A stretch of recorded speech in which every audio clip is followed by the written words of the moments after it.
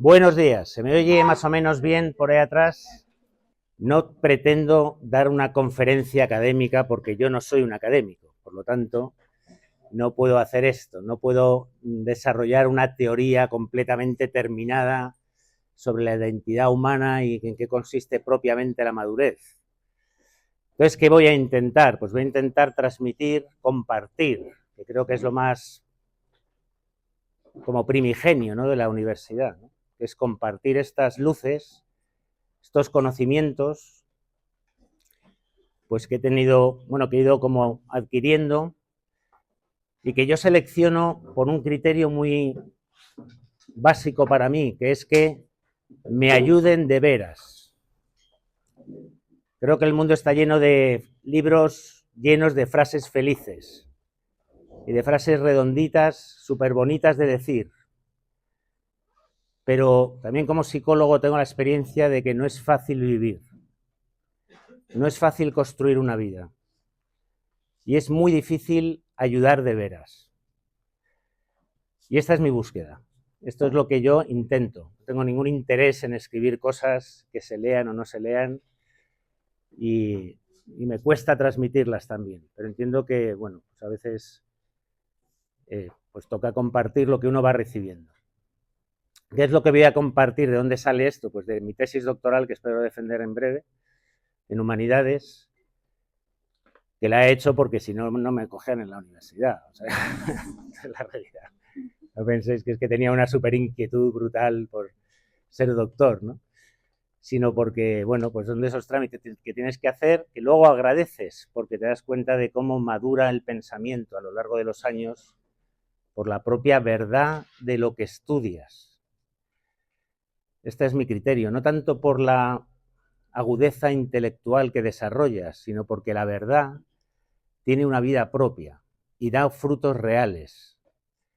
Y para mí esta es la clave de todo lo que intento transmitir, que no da igual, ¿no? Hay cosas, ¿no? O sea, solo hay una vida y es la vida real. Yo, la persona, el autor que he estudiado es un sacerdote jesuita que ha muerto hace relativamente poco. Este año se cumple el centenario de su nacimiento y murió muy mayor, o sea que ha muerto hace 7 años o así. Por lo tanto, evidentemente voy a hablar desde una tradición católica, de lo que es la madurez, no es una tradición cualquiera, y entiendo que a lo mejor muchos de nosotros, todos vosotros no compartís, ni a lo mejor ni siquiera los principios de la fe católica, y no conocéis algunas de las cosas, ¿no?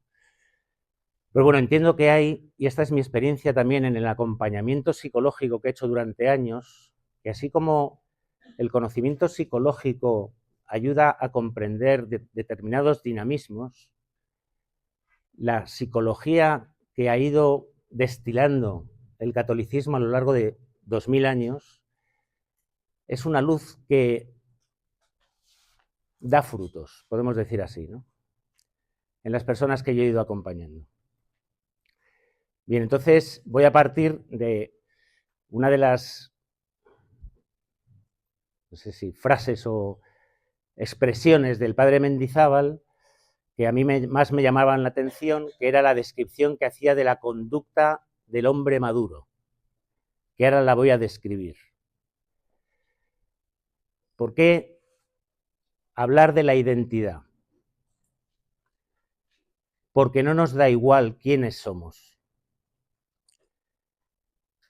El padre Mendizábal decía una cosa que mis alumnos, que veo aquí unos cuantos, han escuchado más de una vez, y decía lo siguiente: se nos va la vida disimulando lo que somos y simulando lo que no somos. Y esto creo que es una realidad bastante considerable. A lo mejor me aventuro mucho, pero creo que ninguno de los que estamos aquí seríamos capaces de mostrar toda nuestra verdad a nadie. Esto se ve evidentemente muchísimo en la terapia, en el acompañamiento psicológico, que no es fácil que las personas nos muestren quiénes somos. ¿Por qué? Porque no nos da igual cómo se nos ve. Y esto lo que muestra es que la identidad que tengo me importa. No me da igual ser cualquier cosa. Cuando yo fuerzo la verdad sobre mí mismo, cuando hablo de mí mismo a los demás, lo hago porque me importa lo que piensan de mí. ¿No? Y entonces todos deseamos o desearíamos poder como decir algo, decir un bien sobre nosotros, mostrarnos, ¿no? Tener esta, o sea, ser verdaderamente esas personas que intentamos proyectar. Es decir, que hay una importancia en la identidad. Cuando empiezo a estudiar este tema, empiezo a través de esta expresión que os decía antes, que hace el padre Mendizábal, de cuál es la conducta del hombre maduro. Y dice, el hombre maduro juzga rectamente, siente justamente y actúa consecuentemente. Esto es algo que es cognitivo, afectivo, conductual, ¿no? Para los que estudiáis psicologías o ciencias parecidas, ¿no?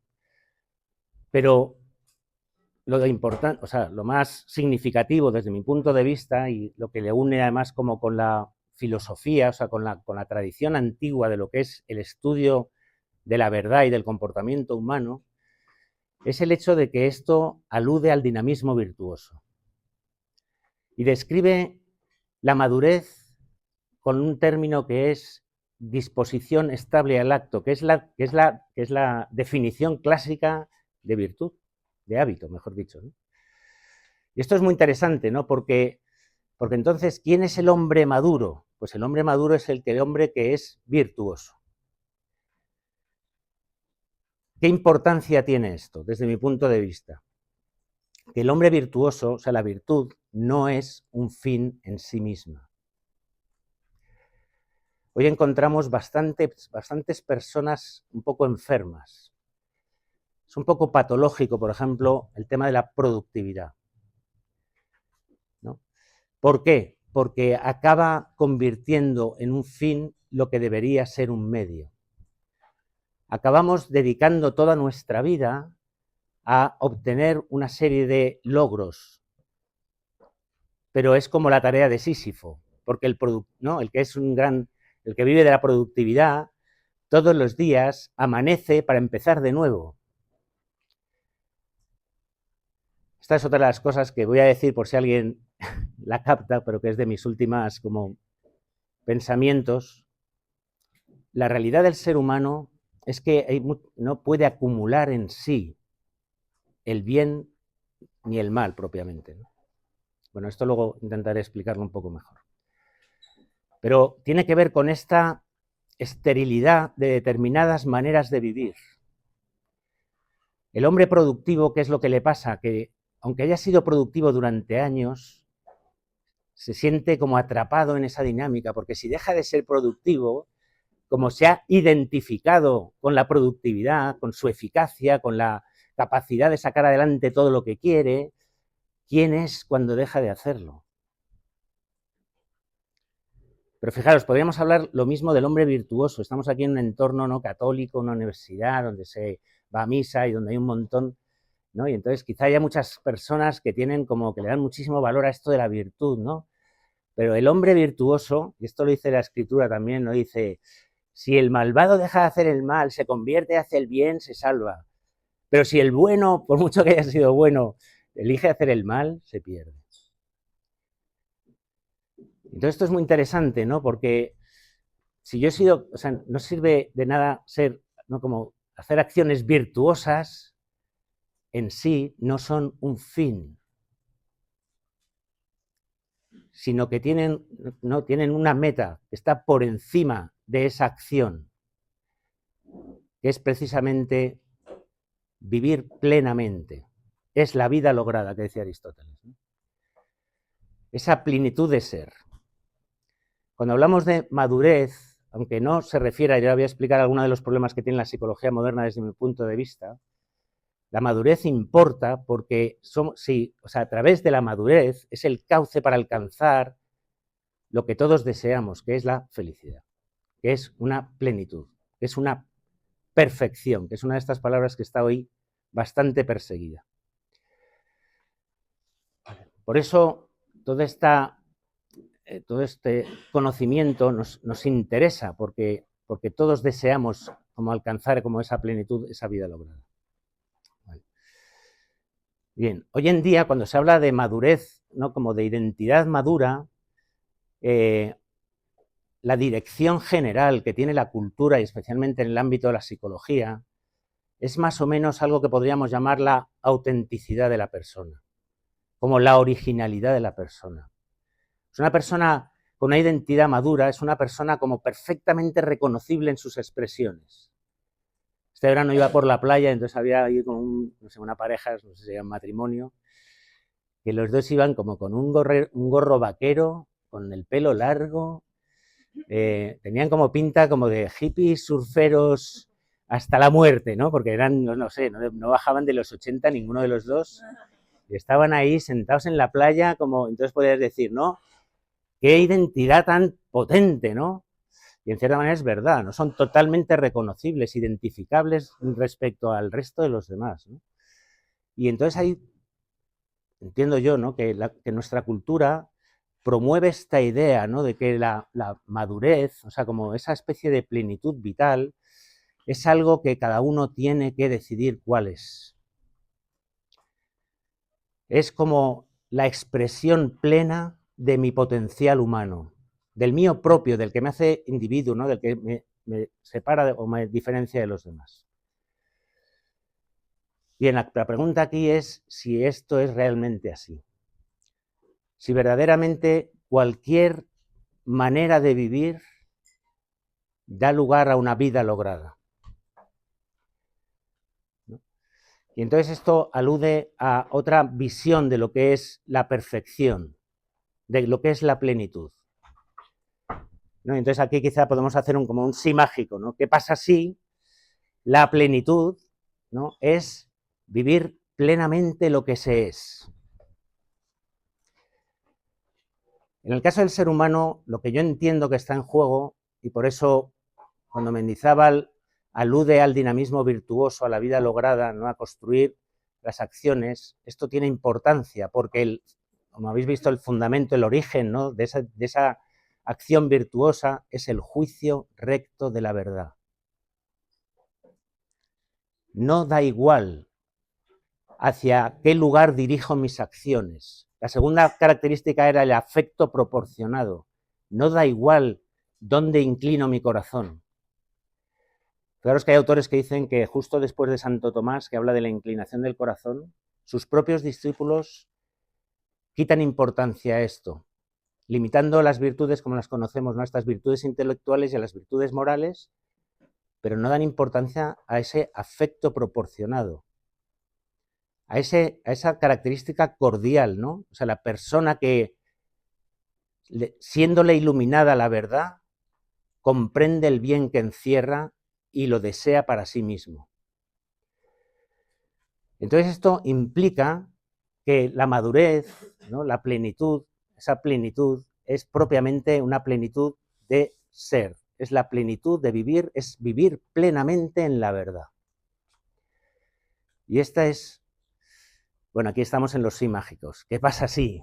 ¿Qué pasa si? Esta es la plenitud del ser humano y no cualquier fin que se quiera proponer a sí mismo. Esto psicológicamente tiene muchísimas consecuencias, porque la interpretación de la conducta humana y sus consecuencias, que suelen ser esos afectos, ¿no? esa experiencia vital que hace que la gente vaya a pedir ayuda, ¿no? La vida pesa y hay un sufrimiento, no se interpreta igual desde una perspectiva que desde otra. Si el descanso del corazón del hombre es ser plenamente hombre, no da igual lo que significa ser humano, ser hombre. Y entonces esa búsqueda de la verdad se convierte ¿no? Se debería convertir como en la ocupación primera de la persona. ¿Qué pasa si además no podemos renunciar a la plenitud? Cuando yo empecé a estudiar, ¿no? A intentar investigar, ¿no? En el ámbito de la psicología sobre este concepto de que seguía inmediatamente en los escritos de Mendizábal al de madurez, que era el de perfección, lo que me encontré es que había un rechazo radical desde el ámbito de la psicología a considerar la perfección, porque se identificaba, y lo entiendo, perfección con perfeccionismo. Así como somos una cultura, por ejemplo, obsesionada con la forma física, con la belleza, con la productividad, etcétera, en la base de esto hay lo que llamamos estos anancásticos, ¿no? Esta necesidad de control y perfección. Pero claro, es una perfección. ¿Cuál es la imagen de esa perfección? ¿Cuál es la imagen que tiene el hombre de lo que significa ser perfecto? Y ahí es donde verdaderamente nos metemos en problemas. ¿Por qué el perfeccionismo es un problema? Porque la persona generalmente, incluso en todos los ámbitos, también y especialmente, y esto lo digo en este entorno porque comprendo que hay muchas personas que lo viven, también en el ámbito, por ejemplo, religioso. ¿Qué tendemos a hacer? Tendemos a hacernos una imagen personal de lo que entendemos que es la vida buena. Entonces, ¿por qué parece que la plenitud del ser humano es tan lejano a su experiencia? ¿Por qué hay tantas personas que llevan tantos años intentando conquistar al menos una mínima plenitud interior, una paz interior, una certeza de estar viviendo una vida que merece la pena? Porque no nos damos cuenta de que buscamos por nuestra cuenta. Y nos convencemos, y la cultura nos anima a que cualquier cosa que te propongas puede ser tu camino de felicidad, tu camino de plenitud. Entonces aquí se entiende por qué la psicología, cuando trata la madurez, siempre habla de una madurez para algo. La madurez para trabajar, la madurez para tener hijos, para portar armas, pero nunca habla de no se atreve a afrontar este tema. ¿Cuál es la madurez propia del ser humano? ¿Controlar? Una de las cosas que quiero transmitir es esta realidad de que bajo el gobierno real de la libertad del ser humano hay muy pocas cosas. Entonces tenemos un ser humano que intenta jugar a que puede dominar cualquier cosa, cuando la realidad es que su libertad le permite dominar muy pocas cosas, incluso de sí mismo. Bien, entonces tenemos este es el planteamiento, ¿no?, que yo he ido desarrollando, que por supuesto no tenéis que estar de acuerdo conmigo. Estoy dejando claro que no es una teoría, sino que son las conclusiones o ¿no?, como los conocimientos o las luces que yo he ido recopilando y que estoy contrastando también con mi propia realidad. Bien, entonces, ¿qué pasa si entonces tenemos esta necesidad de plenitud? Si no podemos renunciar a ella, como dice Millán Puelles y otros filósofos, todo ser vivo tiende a la perfección. De esto tenemos experiencia, ¿no? Porque, por ejemplo, nos sentimos humillados si yo, por ejemplo, ahora estoy caminando y me tropiezo y me caigo delante de vosotros como un niño pequeño, eso me humilla. O si estoy comiendo con alguien y se me cae la comida y me mancho la ropa, ya con casi 60 años que tengo, y dice, ¿todavía no has aprendido a comer? O no sé, o cuando estoy bebiendo y me mojo, ¿a alguien le pasa esto todavía? ¿Sí? ¿No? ¿Por qué nos humilla esto? Porque en el fondo nadie intenta hacer mal las cosas. Porque en el fondo está como esta experiencia de buscar, ¿no?, de que todo ser vivo tiende a la perfección es real. Entonces todo el mundo, consciente o inconscientemente, intenta vivir una vida perfecta. ¿Vale? Y entonces es muy interesante, bueno, a mí me parece interesante esta consideración. ¿Qué pasa si nuestra naturaleza, claro, esto es una perspectiva, evidentemente, con una tradición, insisto, cristiana, que entiende al ser humano no como un animal que ha evolucionado por una casualidad, sino como una realidad que ha sido intencionalmente creada, ¿no? Y entonces hay un orden en toda la naturaleza. Y entonces, ¿qué pasa si gran parte de la angustia, de la ansiedad y del sufrimiento del ser humano de hoy, dice el padre Bojorge, que es otro jesuita que sigue vivo, dice, esta sociedad deprimida y deprimente, ¿no? Estamos a la cabeza, España, del consumo de ansiolíticos y antidepresivos del mundo. Así que parece que nuestras estrategias de afrontamiento vitales no parece que estén dando grandes frutos, ¿no? Pero ¿qué pasa si todo ese sufrimiento no solo no es un impedimento para la plenitud, sino que es precisamente la luz que nos puede llevar a lo que de verdad necesitamos? Porque hay mucha gente que dice, ya, macho, ya, pero esto está genial y hablar es gratis, es muy fácil, pero vivir no lo es tanto. Entonces, ¿yo cómo construyo, cómo sé que lo que estoy haciendo está bien o está mal? Porque las cosas dan su fruto. Las acciones no son gratis. Y todo el mundo tiene la capacidad de entender si la consecuencia de sus actos es amarga o es satisfactoria. El problema es que a veces da tanto miedo mirarse al espejo que uno prefiere anestesiarse de cualquier otra manera. Pero psicológicamente, o sea, para lo que sea una psicología con una verdadera raíz cristiana, es muy interesante entender que todas las pasiones, toda la dimensión pasional del hombre es una estructura de conocimiento.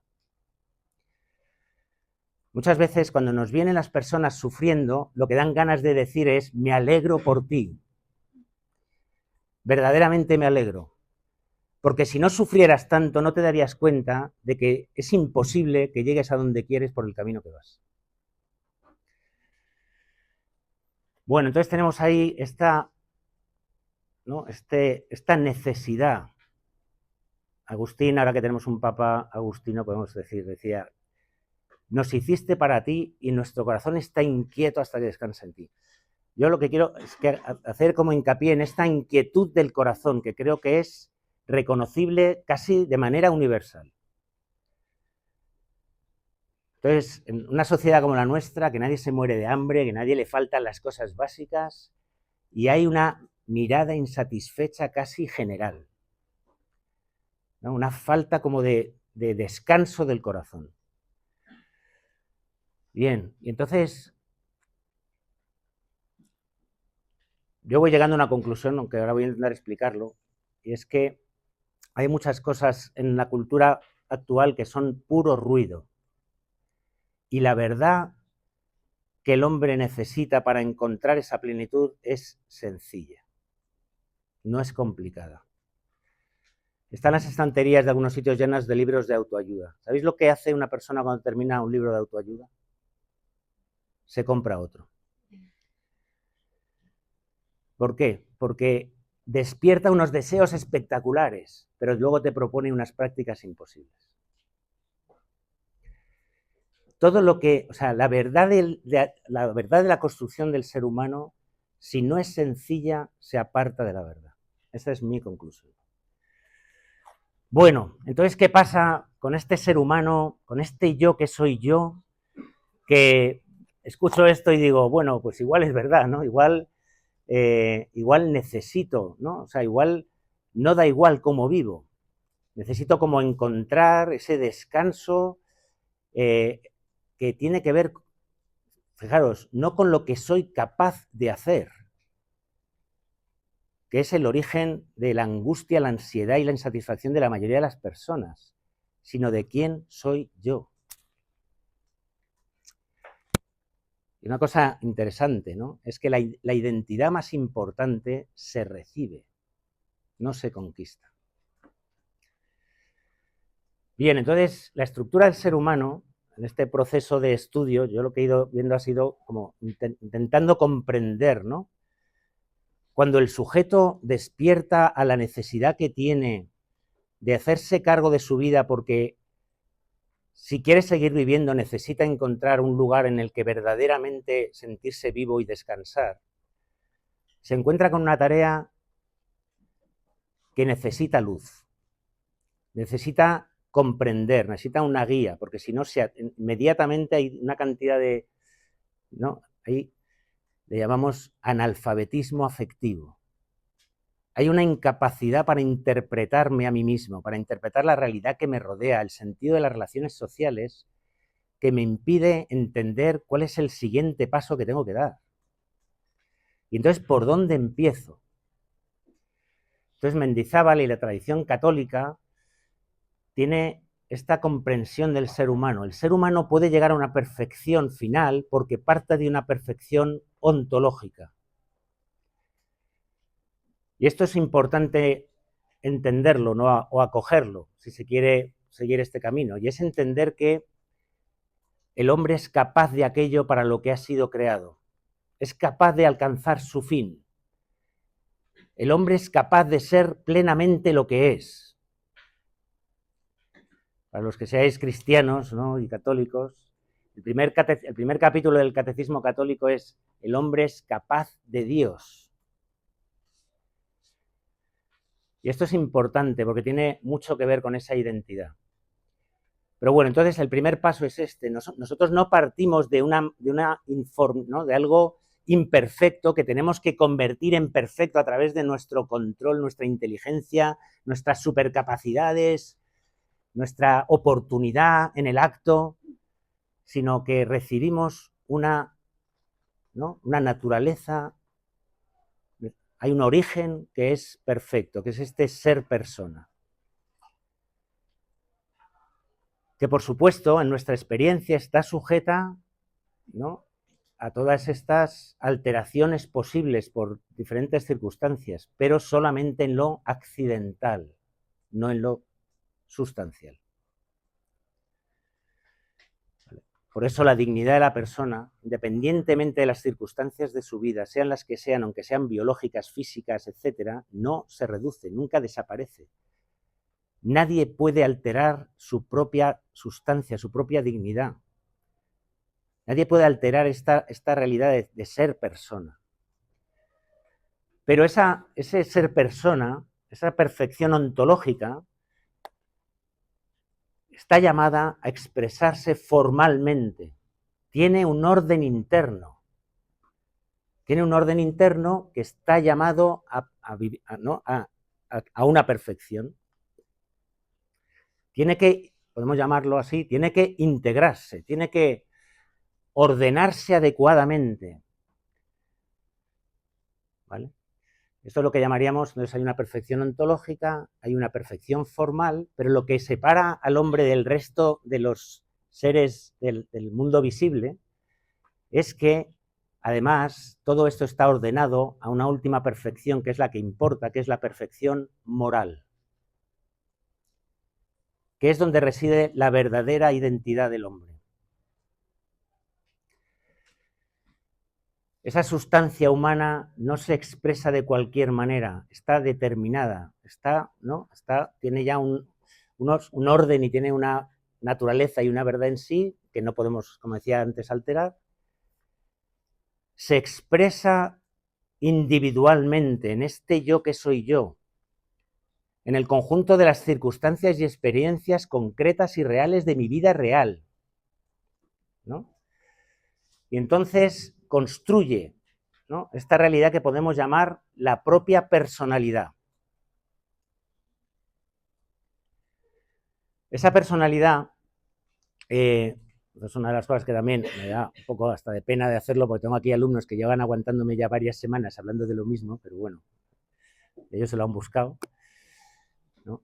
Hay que entender que esa personalidad en el ser humano es súper compleja, porque la realidad del ser humano es que es tan adaptativo, o sea, tiene una naturaleza tan potente, capaz ¿no?, como de expresarse de unas maneras tan complejas, ¿vale?, que prácticamente, bueno, tiene como estas dimensiones, ¿no?, dimensión biológica, tiene una vida vegetativa, una vida sensitiva, tiene una vida intelectiva, y toda esa realidad, toda esa naturaleza, tiene su propio orden interior, que se va desarrollando al margen de la voluntad de la persona en una gran cantidad de sus expresiones, en unas secuencias que llamamos ontogenéticas, ¿no? Que están marcadas desde el origen por la propia genética de la persona. Y entonces se adaptan a la realidad circunstancial de cada persona, al margen muchísimas veces de su propia consciencia. No son movimientos intencionales, sino que son pura adaptación de la naturaleza, igual que lo vemos en los animales, a la realidad que le rodea. Esta dimensión estructural de la persona, ¿no?, que filosóficamente la dividimos en estas dos áreas, ¿no?, que es la materia prima que llamamos cuerpo y la forma sustancial que llamamos alma, que ahora hablaremos de ella. Propiamente podríamos decir que hay una vida como biológica, sensitiva, vegetal, y hay una vida anímica, pero es que esa vida biológica, esa materia prima, es tan adaptativa y tan rica que construye, ¿no?, una estructura personal muy acabada, podemos decir así, muy determinada. Muchas personas identifican, o sea, unen identidad con personalidad. ¿Por qué? Porque es verdad que la persona se desempeña en el mundo real de una manera determinada que está enraizada en esta estructura que se ha ido formando. ¿Qué creo que conviene comprender? Que la formación de esa estructura se da de manera, bueno, yo internamente le llamo infinitesimal, ¿no? Es como miles de pequeños actos, miles de pequeñas experiencias, desde mi infancia hasta la edad que tenga, muchos de ellos no procesados racionalmente, pero no por ello menos efectivos, a la hora, por ejemplo, de condicionar mis relaciones sociales, o la interpretación de mis propios afectos, o de mis propias necesidades corporales, o de, ¿no? Entonces, la realidad de la estructura de la personalidad es complejísima y, desde mi punto de vista, la mayoría de ella se configura al margen de la intención de la persona,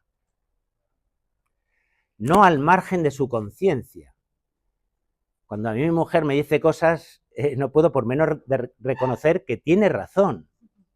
Cuando me dice, es que eres no sé qué, digo, pues tienes razón. Tienes razón, soy así. Pero no podría explicarte por qué soy así. De hecho, a veces me encantaría no ser así. Entonces me dice, tío, desinhíbete, sal a bailar y pásatelo bien. Y yo le digo, dime dónde está el botón que yo le doy. Me encantaría tener, ¿no?, como poder dar una palanca, un botón, y entonces ir a las fiestas, a las bodas y pasármelo como se lo pasan los demás, que les encanta moverse y parece que disfrutan un montón. Pero yo y mi mujer vamos a las bodas en 2 coches, porque yo, cuando llevo un rato rodeado de gente, no puedo más. Es que no puedo más. Pero no es que me moleste la gente, sino porque, o sea, mi personalidad, mi estructura personal, no digiere, por ejemplo, los ruidos o los estímulos o las relaciones sociales como las hace mi mujer. Ahora, esto por supuesto, me identifica, ¿no? Soy el tío raro que siempre se va de las ruedas el primero, ¿no? Pero este soy yo. Esta es toda mi identidad. Pongo este ejemplo y podría poner infinitos ejemplos, y cada uno de vosotros lo podríais hacer, ¿no? Porque esta es una de las cosas como más significativas de la experiencia humana, ¿no? Que de repente se da cuenta, o sea, que yo me encuentro en situaciones en las que me sorprendo de mis propias reacciones. ¿Vale? También pasa en la vida relacional. Nosotros hacemos este año las bodas de plata. Y a veces miras a tu mujer y dices, macho, es que todavía no te conozco. O sea, hay cosas de ti que me sorprenden, ¿no? Y llevo toda la vida, o sea, lleva más años conmigo que viviendo, ¿no?, sola, ¿no? O sea, decir que... Y pasa también con uno mismo, ¿no? Que de repente hay acontecimientos de la vida, por ejemplo, que despiertan en ti reacciones que te llaman, o sea, como que a veces te chocan, ¿no? Con esto, ¿qué es lo que quiero mostrar? ¿No? Lo que quiero mostrar es esta realidad de la experiencia humana. Para mí, la psicología, propiamente, es el ámbito de la experiencia, es el ámbito de la vida del ser humano. O sea, de la vida, podemos decir, como de la vida experiencial. ¿Vale? Entonces, esta vida experiencial, ¿no? Esta estructura de este yo que soy yo, que me experimento a mí mismo, a veces con mucho sufrimiento, a veces con mucha frustración, muchas veces con sorpresa, muchísimas veces, me dice mi mujer, pasa no sé qué, ¿qué hacemos? Digo, no tengo ni idea, no tengo ni idea. Oye, pues es que no sé, hemos tenido un conflicto, ¿cómo salimos de esta? ¿Cómo? No lo sé, es que no tengo, o sea, que no tengo ninguna luz para salir de aquí. O me descubro tratando a los demás de maneras que de repente vuelvo a casa y me miro al espejo y me pregunto, ¿pero quién? No voy a decir una palabra, pero ¿quién eres tú, tío? ¿Quién eres tú que actúas así? Que eres capaz de tratar así a tu hijo, a esta persona, a este empleado, a este compañero, ¿no? ¿Quién eres tú que eres así? Bien, con esto lo que quiero iluminar es esta experiencia, ¿no? Yo me tengo que hacer cargo de un ser humano que está configurado de una manera que yo no soy capaz de conocer en profundidad, pero que tengo que gestionar. Me toca dar bastantes cursos a padres que tienen que educar, por ejemplo, hijos adolescentes, ¿no? Y entonces, fijaros, ¿cuándo se le pide a una persona socialmente que se empiece a hacer cargo de sí mismo como si fuera un adulto? En plena pubertad, en plena adolescencia, en pleno cambio personal. Y yo me pregunto con casi 60 años, o sea, si yo estoy así, ¿cómo está un tío de 15, de 17, de 21 años que tiene que, ¿no?, como dar la talla en un mundo súper complejo? O sea, ¿qué experiencia tiene de sí mismo? ¿Cuánto se conoce? ¿Cuánto de lo que hace verdaderamente, pues cuánto de lo que se le demanda verdaderamente está bajo su gobierno dar? Bien, entonces, yo no soy partidario a usar la personalidad como sinónimo de identidad, ¿vale?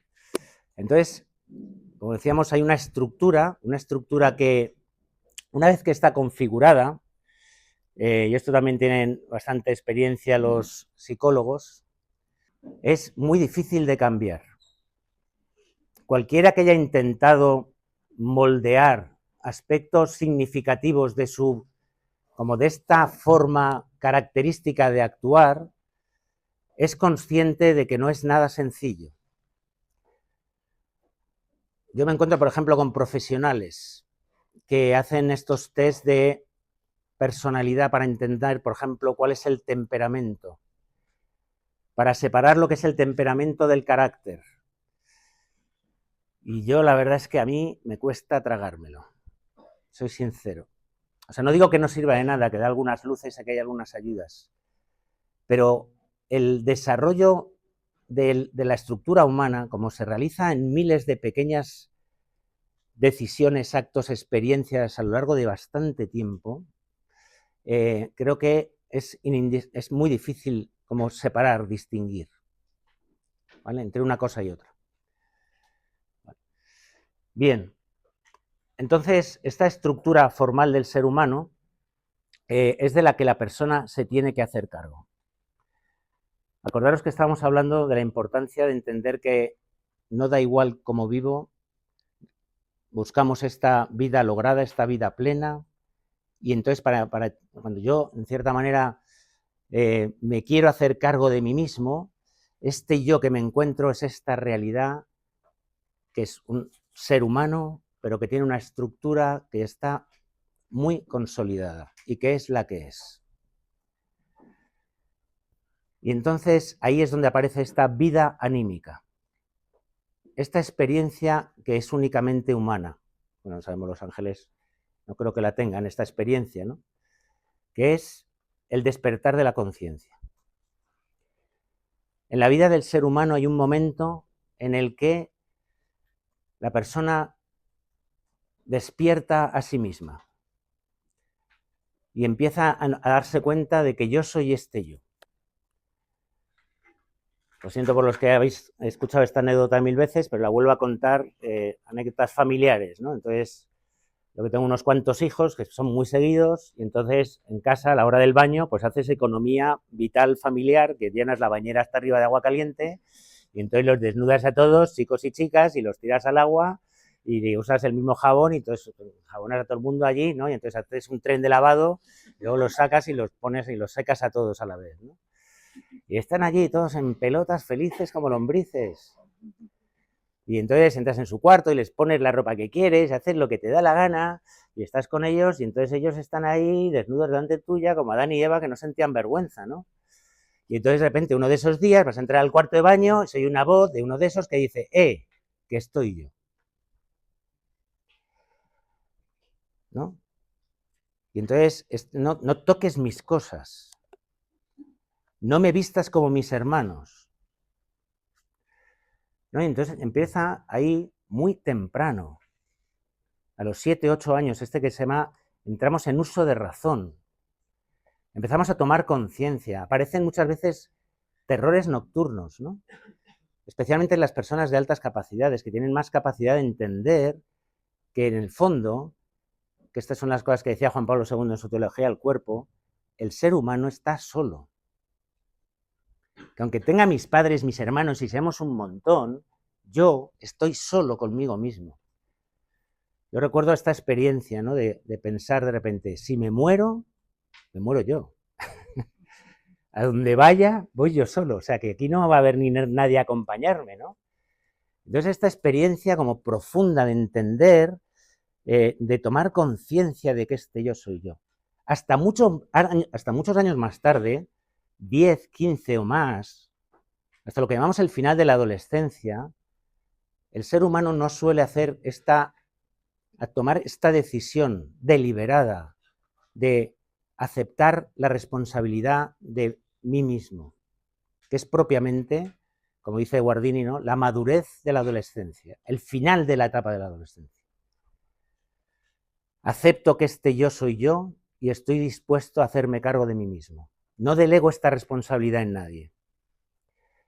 Cuando la persona hace esto psicológicamente, o sea, cuando toma esta decisión de una manera eficaz, en el sentido que sus acciones van a empezar a tener un orden marcado por esta persona según un criterio claro, la persona tiene una estructura de personalidad prácticamente formada al completo. Entonces yo no empiezo a escribir en una hoja vacía y empiezo a tomar decisiones, entonces, ¿no? No puedo ser cualquier cosa, que este es el pensamiento Disney, ¿no? Si lo deseas suficiente, ocurrirá. Puede ser cualquier cosa, pues yo no tengo esa experiencia, ¿no? Sino que yo tengo que gestionar una realidad sobre la que tengo, en algunas cosas, muy poco que decir.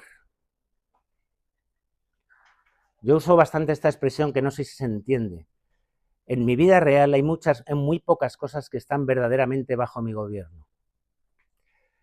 A mí, también, para la vida adulta esto es bastante liberador, porque me encantaría solucionar los problemas de mis hijos jóvenes, adolescentes, con dificultades de aprendizaje o con dificultades de adaptación social, etcétera. Me encantaría resolverlo, pero no está bajo mi gobierno. O sea, me puedo preocupar hasta que se me caiga el pelo de preocupación y no va a cambiar absolutamente nada, porque yo no puedo actuar por ellos. No puedo hacer que otra persona me quiera. Hay un montón de cosas que el hombre de hoy en cierta manera incluso enferma porque intenta hacerse cargo de algo que no le corresponde. ¿Y por qué ocurre esto? Porque no sabe quién es. Esto lo dice Juan Pablo II según sale del atentado que le hicieron, ¿no? Sale del hospital y va al Castel Gandolfo que tenía allí a descansar y reúne un montón de teólogos, y entonces cuando están todos hablando, hay un momento se hace un silencio y dice Juan Pablo II, El problema del hombre de hoy es que no sabe más quién es. Y entonces la pregunta moral, que es ¿qué tengo que hacer?, no se puede responder si no sé quién soy. Y entonces aquí es donde empieza la verdadera construcción de la identidad. Yo, que soy consciente de que soy yo mismo, tengo que acoger esta realidad del yo que soy yo y decidir cómo la gestiono. No puedo borrar mi infancia, no puedo borrar la cantidad de heridas afectivas, de decisiones mal tomadas, de daños intencionales que he hecho a otros y que me he hecho a mí mismo, de oportunidades que no he seguido, ¿no? Hay un montón de cosas que no las puedo recuperar. Yo no puedo actuar sobre eso. Fijaros, ni siquiera puedo recordar todo lo que me ha pasado.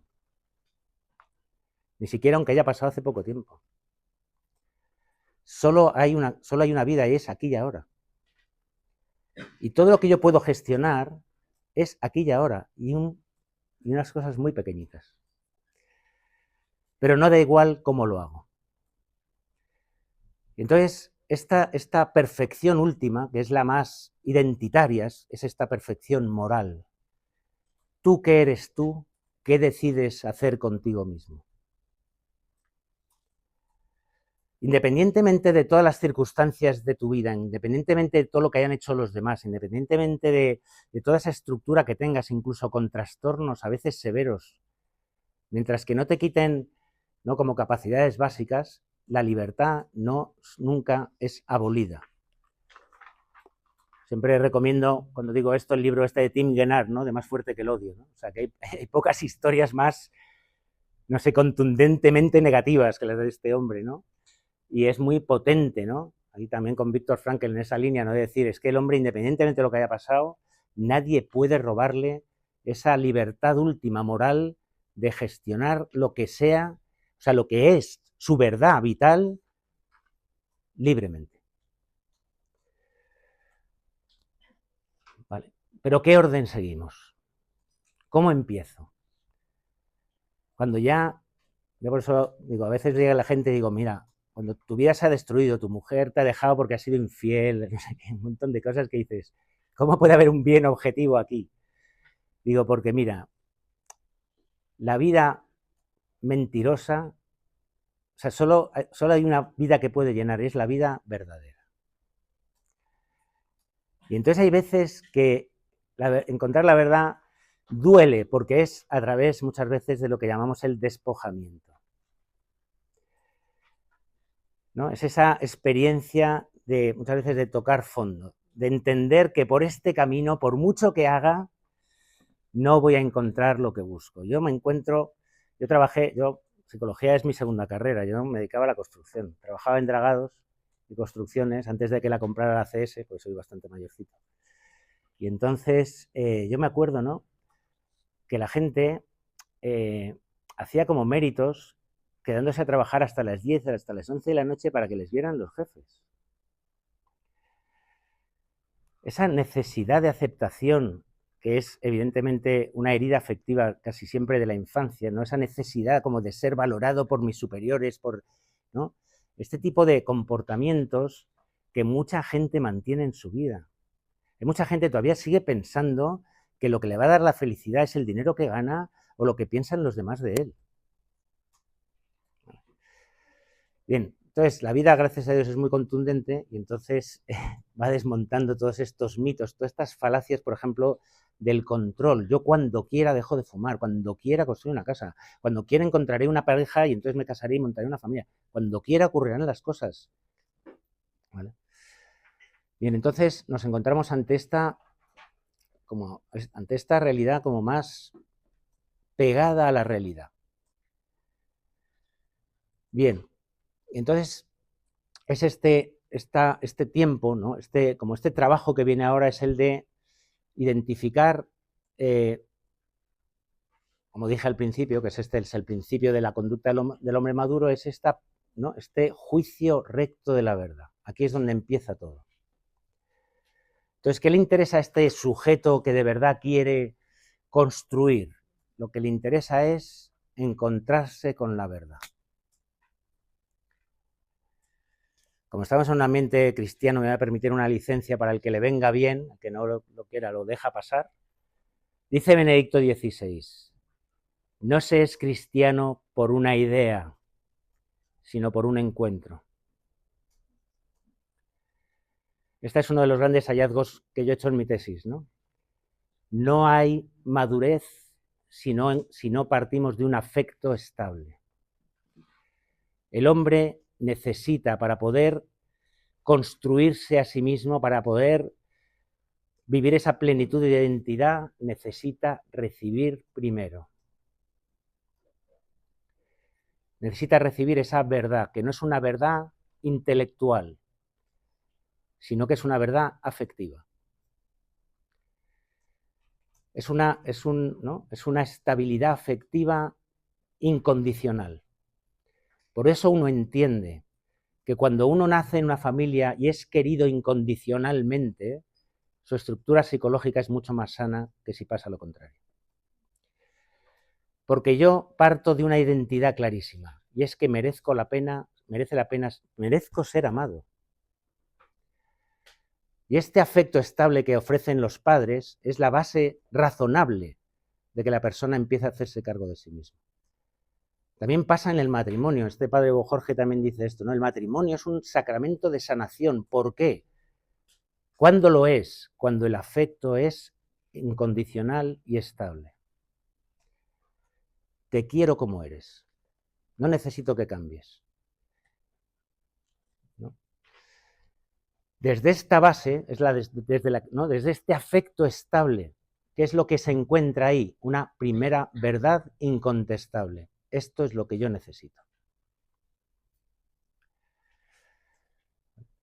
Bien, entonces hay todo un proceso de abrirse a la verdad que requiere una serie de actitudes que están olvidadas. Por ejemplo, la capacidad de contemplar, de mirar queriendo ver, la importancia del silencio. O sea, la importancia del silencio no es el silencio físico, sino entender que hay cosas que no me aportan nada, que solo hacen ruido, que solo me distraen.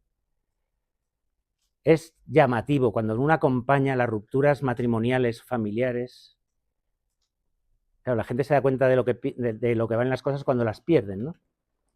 Pero es llamativo, ¿no? Ver personas que lo tienen todo, ¿no? Y se sienten profundamente insatisfechas. A ver, lo que intento transmitir es esta idea, ¿no? Que como que las cosas que verdaderamente, cuando hablo de ruido, lo que entiendo es que se nos ofrecen multitud de posibilidades que se supone que nos dan lo que más necesita el corazón, ¿no? Lo que nos hace vivir en esa plenitud, ¿vale? ¿Y por qué necesitamos esa contemplación? Porque hay que reconocer cuál es el fruto real de las cosas. ¿Por qué el afecto estable es el punto de partida razonable? Porque hay un fruto cierto. Hay un fruto cierto en ese afecto, que tiene su propia vida, que produce sus propios frutos. Bueno, me voy a centrar porque estoy pegando un pequeño salto, lo siento. Estoy en este momento, ¿no?, en el que la persona que se quiere hacer cargo de sí mismo, ¿cuál es el proceso por el cual va como...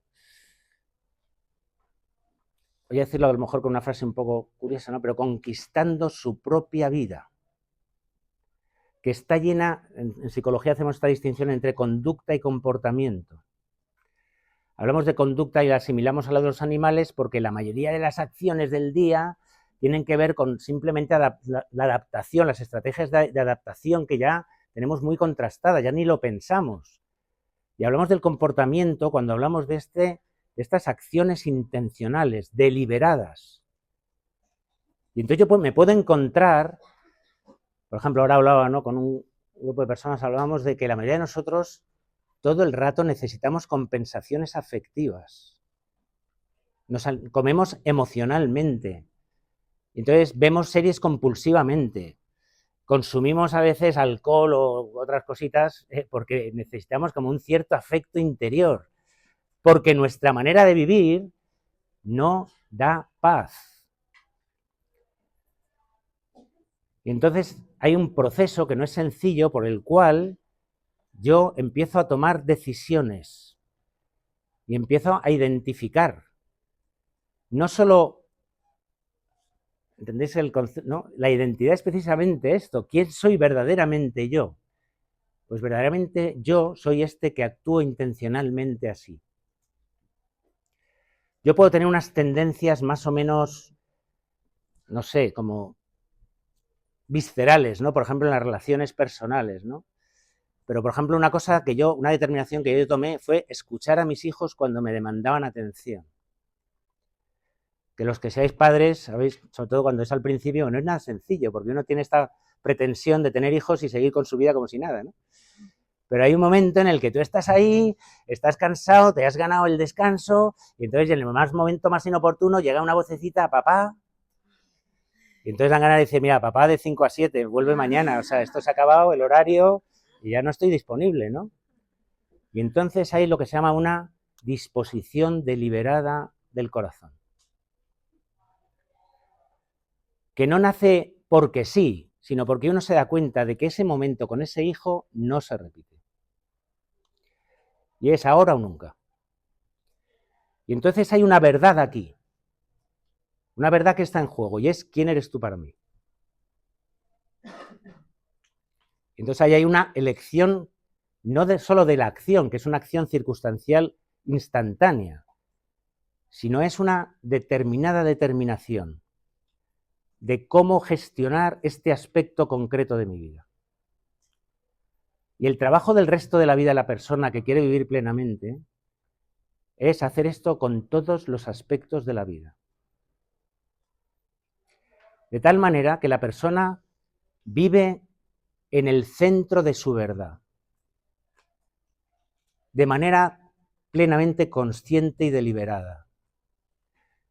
Como esto, evidentemente, uno puede entender que es imposible para el ser humano porque hay tantas tendencias y hay tantas alteraciones, ¿no? Pero evidentemente este es el proceso. Este es el proceso por el cual la persona, en la medida de su capacidad, por dejarlo en un plano natural y no meternos en el ámbito sobrenatural, se hace cargo verdaderamente de sí mismo. A mí hay muchas cosas que me ocurren, pero yo no las he elegido. Hay muchos aspectos de mi personalidad, de mi manera de relacionarme, o incluso de mi fenotipo, de mi manera de mirar o lo que sea, que yo no he elegido y que muchas veces sufro, ¿no? Entonces, ¿no? Igual que, por ejemplo, las personas que tienen un trastorno, evidentemente ese trastorno no es su identidad. Precisamente cuanto más difícil es para la persona hacerse cargo de sí mismo, más significativa es la identidad intencional con la cual decide gestionar eso que le pasa. Bien, este proceso de ¿no? de entender la identidad como el conjunto de las disposiciones deliberadas permanentes del corazón, es propiamente el proceso de la maduración del dinamismo virtuoso.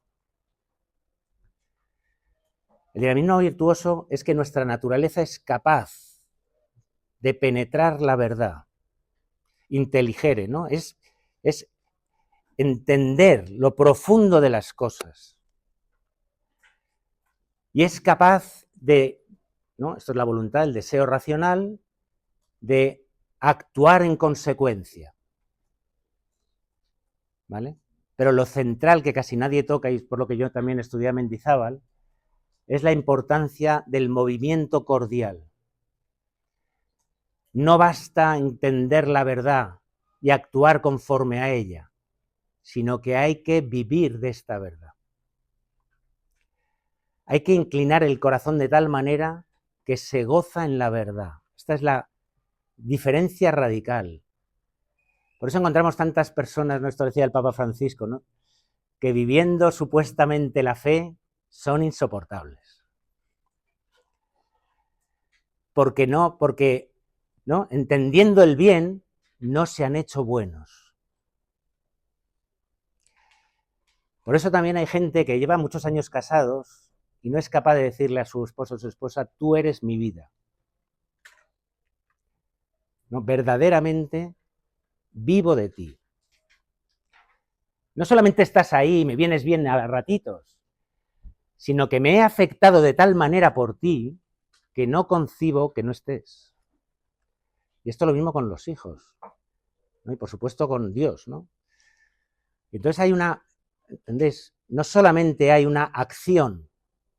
Claro, el padre Mendizábal dice, el hombre maduro lo es también cuando duerme. O sea, la madurez no afecta solo a la conducta, al comportamiento, ¿no? Propiamente, sino que es identitario. O sea, yo me he configurado intencionalmente de esta manera interiormente. Por eso dice Santo Tomás, ¿no? Que también sigue Aristóteles, ¿no? Dice, es que, por eso es la diferencia, el hombre virtuoso se goza bueno, esto lo dice también San Pablo, ¿no? Que quizá es mejor, ¿no? Dice, para el hombre justo no hay ley. ¿Por qué? Porque está configurado con el bien. Está plenamente configurado ¿no? internamente con la bondad de ese bien. Es plenamente lo que es. No solo actúa como si fuera, sino que es plenamente lo que es. ¿Cuál es la clave aquí? Entender que esa verdad no la puedo elegir, solo la puedo descubrir. Como punto final, también por dejar un tiempo de preguntas, no sé cuál es el trabajo habitual o lo que sea, pero bueno. O sea, que nunca he hecho este tipo de cosas. Me quiero meter en un tema, ¿no? Que es, bueno, una cosa que quizá no he dicho, pero todo este proceso por el cual yo voy como contemplando, haciendo, como valorando la verdad de las experiencias, interpretando la realidad para poder ir integrando mi conducta. ¿Qué es lo que propiamente se integra? Cuando nosotros, a través de este dinamismo natural, que es el dinamismo virtuoso, vamos haciendo esta elección, este conjunto de disposiciones deliberadas de mi, ¿no? de mi corazón propiamente, ¿no? Lo que se integra propiamente no, o sea, es la psique, ¿no? Es verdaderamente la experiencia psicológica. Y esto lo encuentra en algunas personas y te mueres de envidia, ¿no? Que es la sencillez interior de estas personas. ¿Por qué? Porque afecta a todos los dinamismos y los simplifica de tal manera que comprende por connaturalidad cuál es la verdad del bien que está en juego en cada momento. Los que estudiáis psicología de la motivación conmigo ya sabéis que lo más difícil de actuar es elegir. ¿Cuándo es difícil elegir? Cuando no tengo claro lo que quiero. ¿Cuándo no tengo claro lo que quiero? Cuando no sé quién soy. Pero si yo vivo en una realidad que aunque esté llena de estímulos, ¿no? Como toda ¿no? toda mi naturaleza identifica claramente de todos esos estímulos los que de verdad me importan, ¿no? Toda mi dimensión propiamente psicológica, experiencial, se simplifica. Y la experiencia humana es que uno se da cuenta de que tiene que gestionar ese poquito, que es esta manera en la que yo decido vivir cada una de esas circunstancias que me toca vivir. ¿Cuál es esto es muy de logoterapia, muy de Viktor Frankl, ¿no? ¿Cuál es el corazón con el que yo vivo esta circunstancia que es la circunstancia real del aquí y ahora de mi vida? ¿Como quién la vivo? ¿Cuál es la actitud interior? ¿Vale? Bueno, evidentemente, ¿no? Dependiendo de la luz que uno permita que ilumine su inteligencia, uno puede ir descubriendo cosas como que yo he dicho aquí, que es muy fácil decirlas, pero quizá no tan fácil entenderlas, como la falacia del control, ¿no? O sea, entender que yo no puedo, lo que dice la Escritura, ¿no? A fuerza de agobiarme, alargar un minuto mi vida. O sea, que yo me puedo desgastar brutalmente, pero hay cosas que es que por mucho que me desgaste, no están bajo mi gobierno. Y cuando uno empieza a hacer una lista de cuáles son las cosas que de verdad dependen de mí, la complejidad de la vida se reduce bastante. Entonces uno se da cuenta de que aquello en lo que yo verdaderamente puedo elegir son cosas que están a mi alcance. Porque si no fuera así, sería un contrasentido con mi propia naturaleza. Y entonces lo natural en el hombre sería ser un frustrado permanente. Bien. Estoy revisando a ver si se me queda algo en el tintero de lo que quería decir. Básicamente, solamente hacer una propuesta para el que la quiera recoger y entenderla, porque entiendo que es que puede a algunos ayudarles como a cambiar una cierta perspectiva interior. La identidad propia del ser humano, que se manifiesta constantemente en su naturaleza, es la identidad de hijo. Lo más importante de nuestra vida no lo podemos conquistar, nos lo tienen que dar. Lo tenemos que recibir. Frente a una cultura del superhombre, supermujer que conquista, autorrealiza, hay una propuesta que es: abre la boca que te la llene. ¿No? Acoge este afecto que, ¿no? Imaginaros, ¿no? Una vez hice una tesina de un máster que se llamaba así: la importancia de ser hijo. O sea, si nuestros hijos aprenden a vivir como hijos, serán grandes esposos y excelentes padres. Pero ¿cuál es el origen de todo ese proceso? Acoger el amor que se me da. Recibir. La mayoría de las personas se sienten agraviadas con la vida. Sienten que los demás han recibido más. Sienten que, ¿no?, que se les ha desatendido, ¿no? Y entonces, en esa actitud de no ser consciente de lo que se me da, de lo que tengo, comienza todo un proceso, ¿no?, como de alteración de la realidad. Bueno, este es un plus que doy para los que les pueda servir, ¿no?, que es esta liberación que supone para el ser humano entender que no es Dios, ¿no? Entender que, ¿no?, que lo más importante lo recibe en su vida.